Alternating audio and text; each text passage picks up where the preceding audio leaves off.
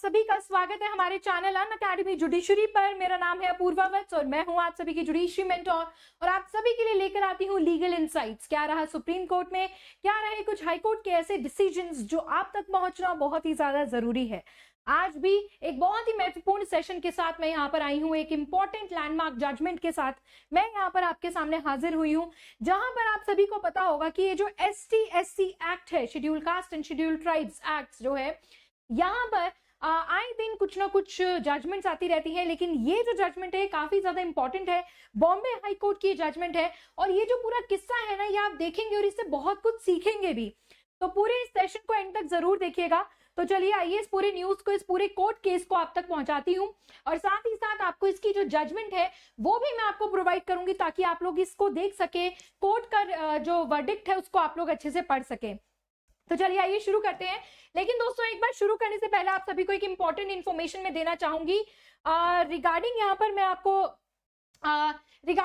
मैं आपको बताना चाहूंगी अनअकैडमी के, कि अनअकैडमी आप सभी के लिए लेकर आया है एक अश्योर प्रोग्राम। हमारे जितने भी बैचेस हैं उनमें आप सभी को 55% का ऑफ मिल रहा है और साथ ही साथ अगर आप 2025 के अंदर अपनी किसी भी वजह से आप अपने जुडिशरी के एग्जाम को क्रैक नहीं कर पाते हैं तो आपको हम यहाँ पर 2026 तक की भी वैलिडिटी आपको प्रोवाइड करेंगे।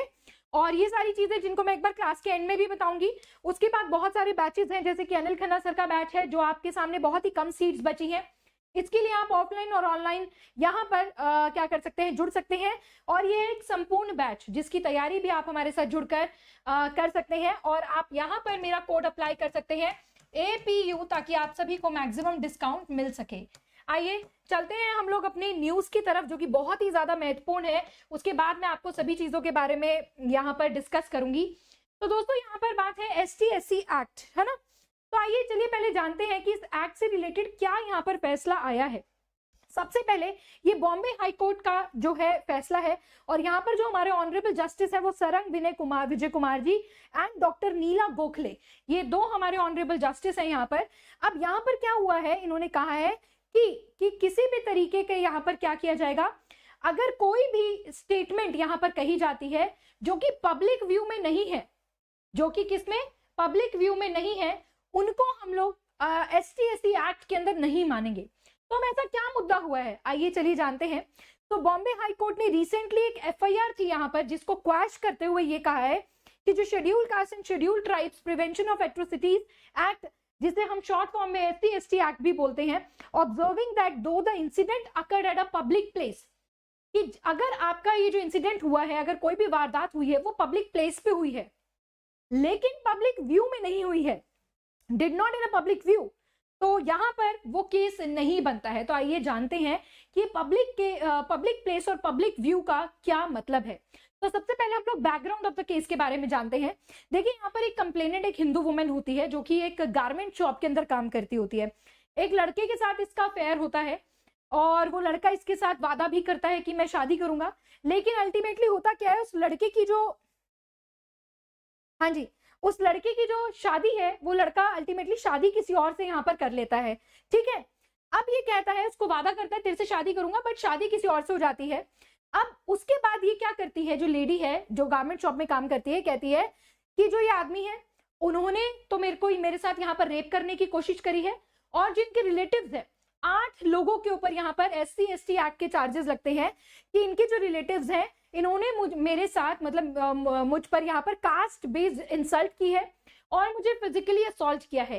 कास्ट बेस्ड इंसल्ट कैसे, कि भाई जब अपने शादी की बात करी तो उन्होंने कहा कि नहीं, ये तो इस कास्ट से बिलोंग करती है और कास्ट के बारे में बहुत कुछ उल्टा सीधा कहा, यहाँ पर मुझे फिजिकली असॉल्ट भी किया और इस तरीके से इन सब ने मिलकर मुझे यहाँ पर धोखा दिया।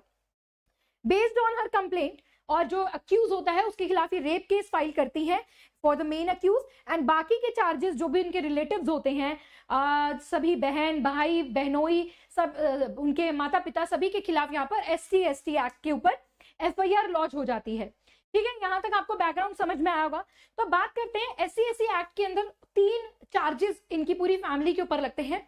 सबसे पहले section number 3 clause 1 sub clause R, S और सेक्शन 3 का क्लॉज 2 का VA 5A यहाँ पर लगता है। तो सबसे पहले इन्होंने कहा कि अगर कोई भी इंटेंशनली इंसल्ट करता है, इंटिमिडेट करता है, ह्यूमिलेट करता है किसी भी शेड्यूल कास्ट को और शेड्यूल ट्राइब को in any place with a public view.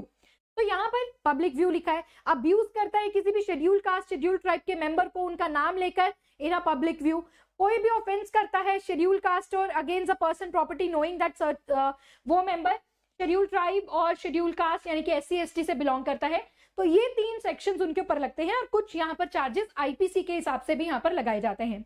आइए कोर्ट की ऑब्जर्वेशन देखते हैं कि जब ये मामला कहां पहुंचा, हाई कोर्ट पहुंचा, तो कोर्ट ने यहाँ पर क्या फैसला लिया और कोर्ट का यहाँ पर व्यू क्या था FIR को देखकर, जितने भी एविडेंसेस लिए गए उसको देखकर। तो आइए जानते हैं, कोर्ट ने कहा कि this case was reviewed for 9 individuals connected to the prime accused. देखिए एक अक्यूज था और उसके साथ 8 उसके रिश्तेदार, यानी कि 8 यहाँ पर टोटल 9 लोगों को यहाँ पर रिव्यू किया गया।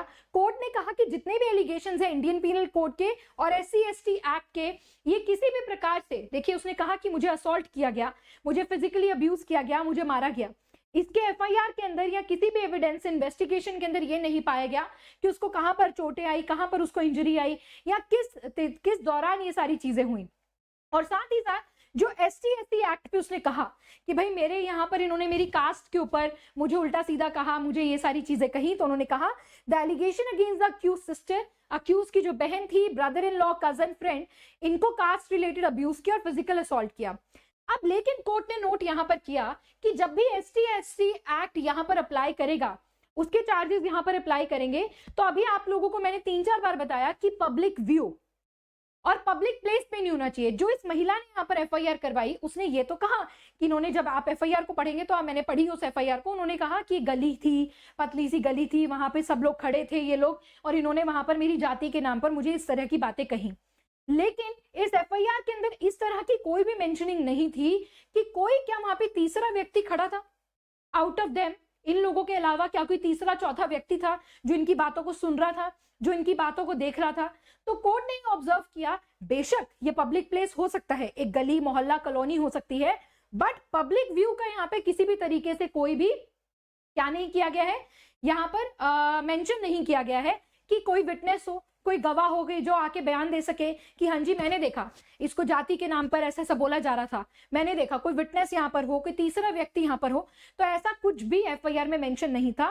प्लस जो IPC के अंदर इनको कॉमन इंटेंशन लगा के असॉल्ट वगैरह के सेक्शंस लगे, चार्जेस लगे, उनका भी यहाँ पर इन्वेस्टिगेशन के अंदर किसी भी प्रकार की मेडिकल रिपोर्ट में कोई भी यहाँ पर सबूत नहीं थे, एविडेंसेस नहीं थे।